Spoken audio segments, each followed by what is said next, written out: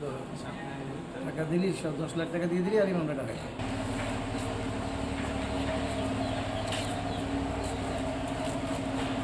গত 5/5/26 তারিখ বেলা অনুমান 11:30 ঘটিকার সময় আসামি ভিকটিম তানিয়ার বাড়িতে যায় এবং তানিয়ার বাড়িতে কেউ না থাকায় তাকে আসামি সাজ্জাদুল ইসলাম তাকে ধর্ষণের চেষ্টা করে।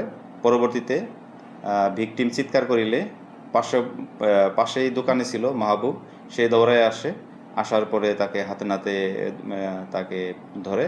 পরবর্তীতে মাহবুব এবং তানিয়ার স্বামীকে ম্যানেজ করার জন্য এবং মামলা না দেওয়ার জন্য, ঘটনাটা ধামাচাপা দেওয়ার জন্য মাহবুব এবং ভিকটিমের পরিবারকে 2 লক্ষ টাকার একটি চেক প্রদান করে। পরবর্তীতে আজকে ভিকটিম ওই চেক সহ তার স্বামী সহ এবং প্রত্যক্ষদর্শী সাক্ষী সহ আমার কাছে এজাহার দায়ের করিলে আমি মামলা এফআইআর করি এবং আসামিকে গ্রেপ্তার করি।